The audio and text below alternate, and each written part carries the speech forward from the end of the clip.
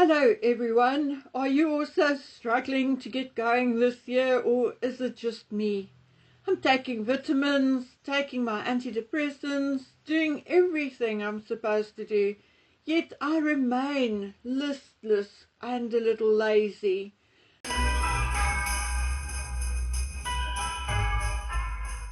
Anyway, this video is not about me, and today, whether in this video or the next one, I'm going to tackle a rather serious subject, one I can for the life of me not understand how or why no one else picked up on it.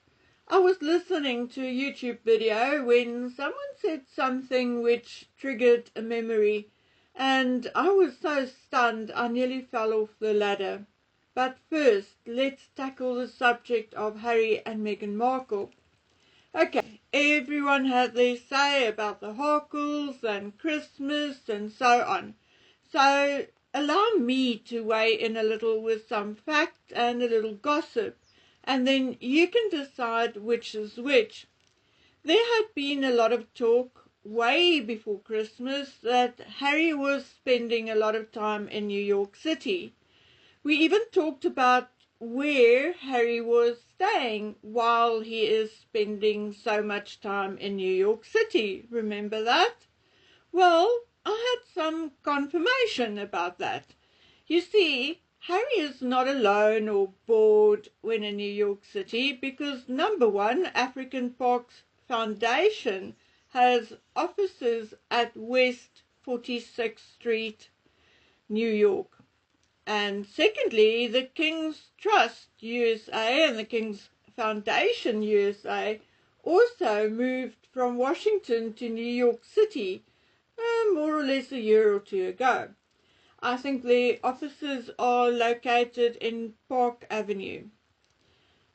Even Sentebale now has an American division called the American Friends of Sentebale, which I believe is being listed and or managed by Better World, with call centers in, ta-da, yes, you guessed it, New York City. So I do not think it is a lie or exaggeration when I'm told Harry spends a lot of time in New York City. I mean, he has every excuse in the book to spend time in New York City. So when it came to Christmas, I was also told that he stayed in New York City and spent time with friends.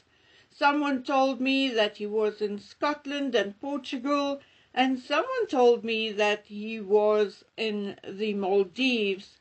Strangely, someone told Trevor Colt as well that Harry was in the Maldives over Christmas. Well, wherever he was, it appears Harry was not at home with his wife.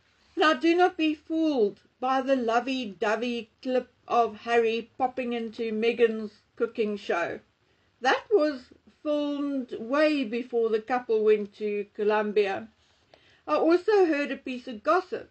Now, let me clarify, because the person who told me this is likely listening. I believe the person who told me this 100%, but she heard this from someone else whom I do not know, so I am indeed classifying this as an unsubstantiated gossip, regardless of the fact that I 100% believe my contact and subscriber was indeed told this story. Well, she says a casual friend of hers was at some event. She can't remember whether the friend even told her which event it was, but it was definitely this year and likely in the second half of this year. Anyway, Harry and Meghan also attended this particular event. According to the friend, Harry was being the perfect gentleman, standing back so Meghan can go first, getting her seated, listening attentively when she spoke. But as the evening wore on, the friend noticed that Meghan was touching Harry's arm, then his hand, then his knee, his back, and even standing right up against him. The friend, being someone like me, a bit older, a bit old-fashioned, and not too fond of overly tactile behavior in company, said she thought, ugh, it almost looked as if they were going to be perfectly behaved, and here they go again. Anyway, a short while later it became obvious that Harry and Meghan were getting ready to leave, and the two of them stood almost right behind her chair when Harry said something like, "Don't mistake good manners for sex," or something in that line. She said Harry then turned and continued smiling as he greeted their hosts, but Meghan suddenly looked grim. When they left, followed by two men, which she guessed were their bodyguards, Harry then still turned back and gave a wave, but Meghan just continued walking, not looking back. Now, is this true or false? I do not know. I was not there, but this is not the first time that I was told that Harry is more than a little disgusted by Meghan. But, it could also just mean nothing. They may just have had a fight before the event for all we know. But from everything which was said, it does certainly appear as if Harry was not home with his wife for Christmas. In the comments of my previous video, I was also asked why myself and a few others said Meghan's cooking show was axed, and now here it is. Well, I went back to my old videos and I never really said it was axed. My exact words were, if we even get to see it, and so on. But I consulted with an online contact whom I've consulted with many times before and who works in the industry, and she reiterated what she said to me before, namely that big pieces had to be edited out and replaced because of Meghan's legal woes with ARO.